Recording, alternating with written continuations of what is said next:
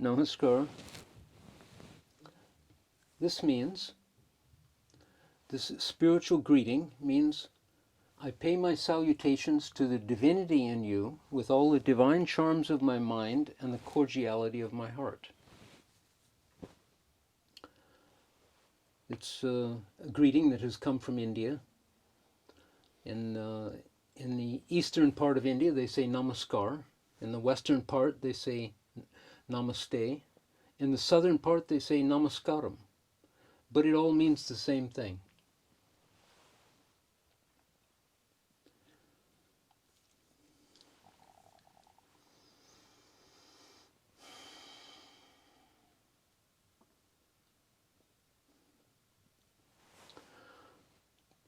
Two young fish were swimming along one day when they met an older fish swimming towards them, who said, "Good morning, boys. How's the water?" They swam on a bit, and one turned to the other and said, "What the hell is water?" In the same way, we are immersed in an ocean of consciousness, often not even thinking about it. When David Foster Wallace gave this parable, he also said, the most obvious and important realities in our lives are often the most difficult to see and talk about.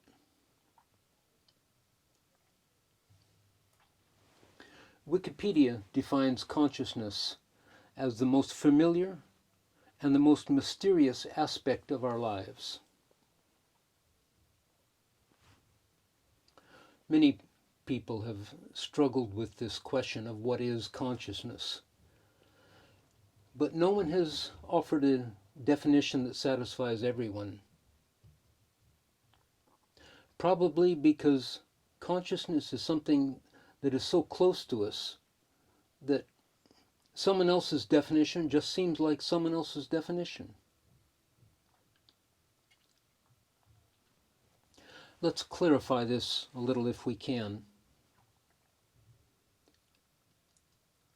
Please close your eyes for a moment and think on the words, I exist.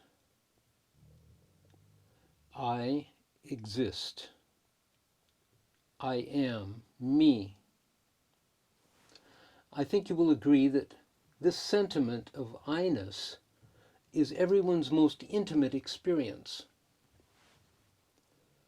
We can't see it or touch it, but it is our direct and constant connection with consciousness.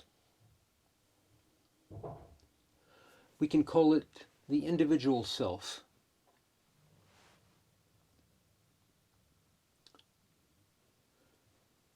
Now, if we take that another step, we can also think, I know that I exist. I know that I exist. If you can say that it implies that someone is witnessing you, witnessing your I-ness. We can call this the Supreme Self, or many call it God. My teacher used to say that there is an advantage and a disadvantage to the all-seeing eye of God. First, I should say that teachers such as myself don't eat chocolate or drink coffee because it has caffeine. It's a stimulant, and it imbalances the mind. So the teachers, and it's not good for meditation to hold the mind steady. It's difficult. So there's a rule for teachers that they shouldn't eat chocolate or drink coffee. But anyway, he would say the disadvantage is that you can no longer go into the closet, close the door, eat your chocolate bar, and think no one is watching.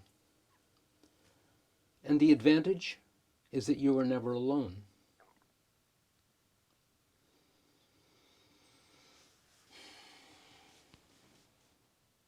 My teacher's name was Sri Sri Anandamurti. I called him Baba. Baba means nearest and dearest one. He would often say that, for me, you boys and girls are Baba. In the last 8 years of his life, he composed more than 5,000 songs, sometimes as many as 15 in a day. And one of them sticks in my mind. It goes like this. Tumi amar kotho upon age bujani. It's Bengali, and it means, I didn't understand before how close you are to me. And it goes on, Chile amar shokol kaje chande gane shurer maje. Means, you're mixed in the work like the melody is mixed in the song. And all of the songs were so intimate and like this, they were as if being sung from your own self, from your own mind.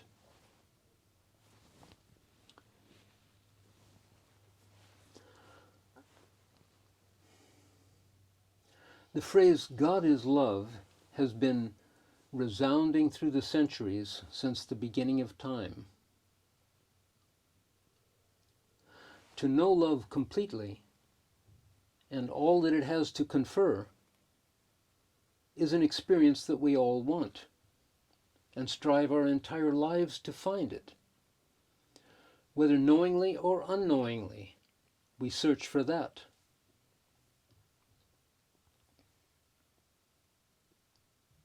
There are 3 ways to get this experience. The ultimate experience. First is death, not very convenient. Coma, second, also not particularly desirable. And third, deep meditation. Keeping in mind that deep meditation is present in all spiritual and religious ideologies in one form or another, like prayer, contemplation, ideation, and so on. In all 3 of these states of mind, something essential is happening. Mind is becoming quiet. In death, there is a complete detachment between mind and body. Now, unexpressed reactions rise to the surface of the mind to get expression. The mind cannot die because it is the storehouse for all of these unexpressed reactions. For example, you plunge your hand into fire and it will get burned. There's got to be a reaction to every action that you do. In coma, many of the same things happen. But now it is only a temporary detachment between mind and body. Perhaps you've heard of the things that happen to many people when they come out of coma, life-changing events, near-death experiences, etc. And in deep meditation, the mind is being directed to a place of absolute peace and balance. When you think on a word that is the embodiment of peace and balance, your mind moves in that direction. This is the beginning. As the mind becomes more subtle, we realize that we're caught in an unending loop of synchronicity, intuition, and love.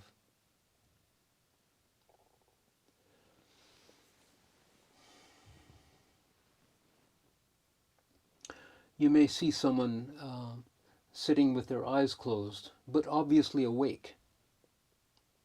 They may be practicing any of so many different practices like contemplation, ideation, meditation, prayer. But all of these work together and lead the mind to a place of stillness, where the deeper layers of the mind are accessible. For example,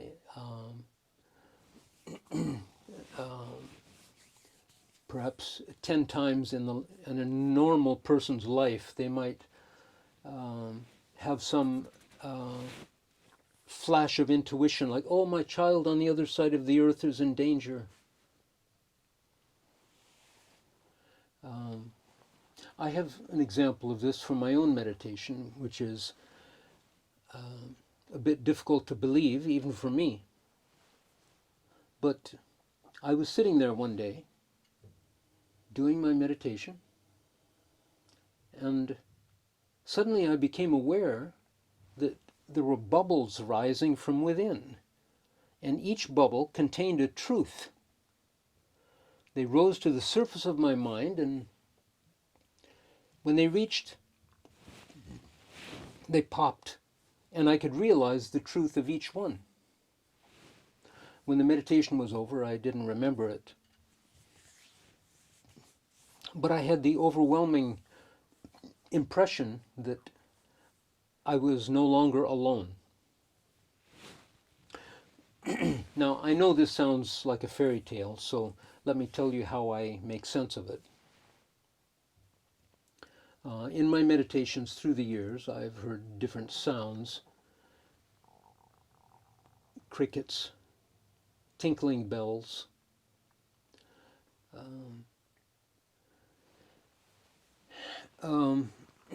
okay, even though I could identify the sound as crickets or tinkling bells, it didn't really answer the question of what it was. So I think that this little episode of the bubbles rising, containing a truth and popping, it was just a little scenario prepared by my mind for my own understanding. And this just tells me that there's someone inside who is concerned that I should understand what is happening. Is that crazy or what?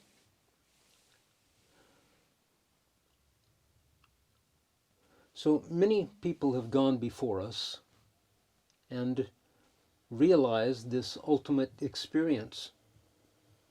And in one way or another, they tell us that the important factor here is to live and work consciously, aware of what we're doing. When we're eating, eat. When we're talking, talk. When we're sleeping, sleep. So this is really all I have to say about consciousness here and now. I wish you success on your journey if you wish to begin, as I think everyone must at some point. Namaskar.